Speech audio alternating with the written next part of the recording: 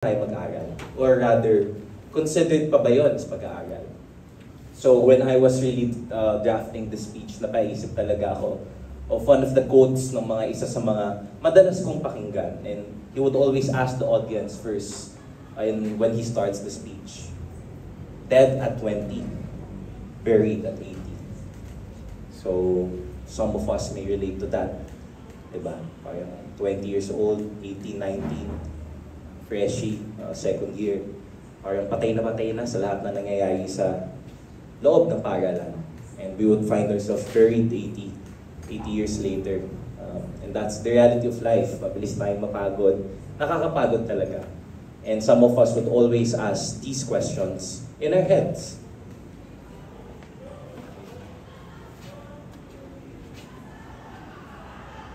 Ayan, so gaya ni Anton, I also was active in different activities back then, nung high school pa lang ako. In fact, nauna nga si Anton, siya nagpasok sa akin sa lahat ng gulong to. So, ayun, like them, nag-intern din ako kay San Kiko. Una kong task noon under him was pumunta ako sa Greenland Farm. Ito sa farm, 2 hours away from where I live, and tulungan yung mga urban poor communities doon. Until sa napadala ako sa Zamboanga, napadala ako sa Iloilo, and of course, sacrifices had to be made. I even had to cut classes for some of these things. And other things are stuff that I've been doing ever since grade school pa lang ako. So again, nung kino-compile ko yung mga pictures na yon, nagtataka talaga ako.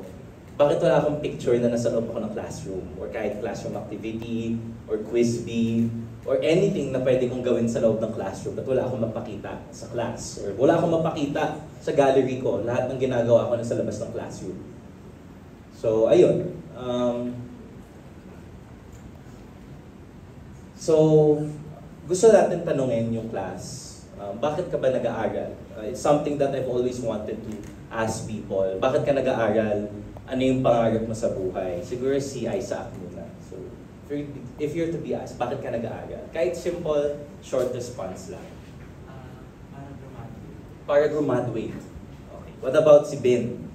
Ben, bakit ka nag-aaral? Or ano ba yung pangarap mo in life?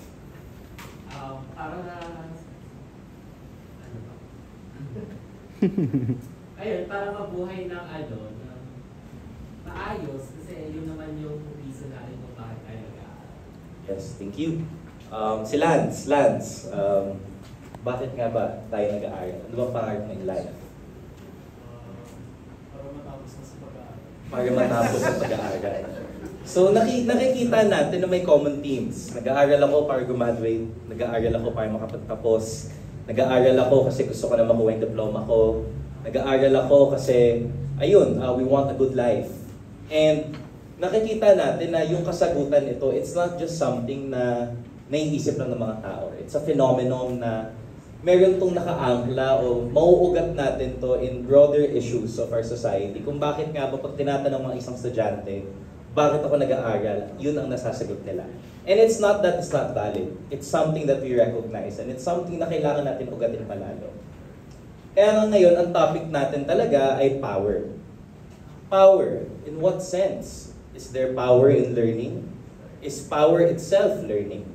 Do you need power when you learn? Kailangan ba ito pag nag-aaral ka? Pero before that, tanongin muna natin sa sarili natin, bakit gusto natin maging makapangyarihan? O bakit gusto mo ng kapangyarihan? Gusto mo bang gumawa ng tama? Meron ka bang interest na gustong protektahan? At handa ka bang ibahagi ang iyong kapangyarihan sa ibang tao in a good or a bad way? Either way, power in this topic will not really revolve around power itself. It's more of yung paniniwala natin na power is never static. Power is like water, sabi nga nila. Gumagamit ka or ginagamit ka ng kapangyarihan. And that's something as students kailangan natin matutunan. And gaya ng laptop, ang mga estudyante din, nalulubat din yan. Kasi nga pagod na tayo.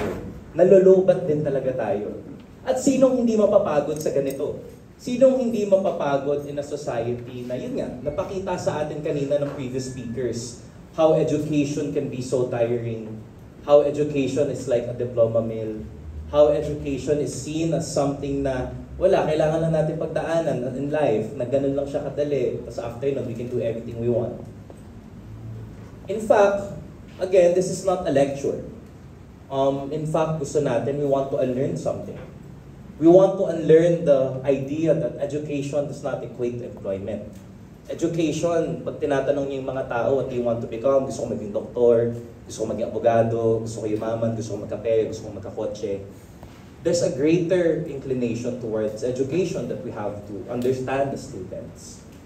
And yun nga, education has a greater role. It has a greater role in society. It has a greater role for civilization. And education is something na hindi natatapos sa diploma. Hindi natatapos sa pag-akyat natin ng stage. Hindi natatapos pag nakuha na natin yung mga titles sa pangalan natin. Because education is beyond that. Education, as we know it, is the fact that how we can enact yung social change in our communities. Paano natin magagamit yung natututunan natin para makatulong sa mga tao sa paligid natin. That's why, yun, it's really more about student power. And ano nga ba yung student power? And is there such a thing? So, bilang bagong scholar ng bayan, inakala ko talaga noon pagpasok ko sa UP, sabi ko, actually for fun fact, sa UP lang kasi talaga ako nag-apply. Wala akong ibang in-apply ang school. Kasi ang pinangako talaga sa akin, no, nowhere to go but UP. Nowhere to go but up. So, ayun, sabi ko, sige na nga, UP lang ako mag-a-apply, bahala na si Batman. And then pagkapasok ko ng UP, ito, kakaroon daw ng mall, tapos ang laman daw ng mall, Power Mac. Huh? Kakaroon daw ng mall, tapos ang laman, Mary Grace, UCC. At ang masaklap, magkakaroon ng mall. Pero yung spasyo doon, dapat pala sana sa mga manininda na nasunugan. Magagalit ka talaga. Ito pa, yung madalas kong kainan, madalas namin kainan ng crush ko, yung Crazy Diner. Nagulat na lang ako, nakita ko may picture. Sabi ko, putya, kinukuha na yung Crazy Diner. Nakakagalit. And of course, jeepney phase out. Commuter ako everyday, sumasakay ako ng jeep sa SM, papunta, bababa ako ng Vinsons minsan. Uwi ako din ako magsasakay, pababa ng SM. And beyond these events, nakikita natin na may role tayong mga students to see beyond these things. When you say jeepney phase out, hindi lang yan, paano ako magko-commute? When you say Delimol, yes, meron ng Power Mac. When you say Area 2 closure, saan ako kakain? As students, we have to see beyond these events. Kasi doon nanggagaling yung student power. Yung kakayahan natin to connect with the real problems of society and how these problems affect yung mga people behind this. So jeepney drivers, ano nangyayari sa kanila? Yung mga stall owners ng Area 2, yung mga naapektuhan ng Delimol. And if we can harness that power, diba? Doon natin na unlock yung katanungan, ano naman? Anong magagawa ko? And bilang student, madami tayong magagawa at our own pace. Madami tayong pwedeng actions in our own little way na pwede nating maibahagi para, of course, makatulong in these advocacies. But then again, pagod na nga kasi tayo. Ano pang may itutulong ko? Ano pang may ibubog ako? Ano pang itutulong ko sa community kung ako mismo hindi ko matulungan yung sarili ko? Anong magagawa ko kung naghihirap sila, kung ako mismo hindi na ako makahinga? Anong gagawin ko kung nangihingi sila ng tulong pero wala namang yumayakap sa akin sa gabi? Wala namang nakakamusta sa akin pag kinakailangan ko? Wala namang tumututok sa mga pangangailangan ko? Paano ako makakatulong sa iba? And all of these questions, again, mapapaisip talaga tayo. And this is actually one of the manifestations of pagod na talaga tayo. Is it really pagod na tayong with the people running? Pagod na ba talaga tayo voting? Pagod na ba tayo sa nangyayaring climate? Pagod na ba talaga tayo in general? And it's a reflection of the need for student power. It's a reflection of what we can do as students moving forward. And then again, mapapatanong ka talaga, bakit ko ba kailangan aralin ito lahat? Bakit anong pakialam ko sa Sierra Madre? Anong pakialam ko about grief? Anong pakialam ko kay Alice Guo? Anong pakialam ko about dreams? What do I care about life? Bakit hindi nila ako mag-aral? Diba? We've always been programmed in these stereotypes. But then again, life or the society as we may know is a broken glass of water. And paano mo lilinisin ang tubig na madumi without removing it or without touching the glass? You fill it up with more water hanggang sa maging pure. And tayo as students, that's something that we can do. Bilang mga estudyante, we're now faced with all of these challenges. We now face all of these hardships around us. Anong magagawa natin? So what we can do is fill the cup with something else, something pure, something new. And that's really what the meaning of being a student is. Being a student is not just sitting in the desk writing notes. Being a student is going outside the classroom and doing something to help other people. And that's kapangyarihan. Yan ang power. Hinahamon tayong makialam at mangialam.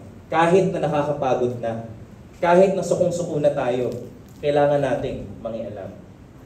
Mauhuli nga lang ako. Madalas yan ang mga sinasabi natin.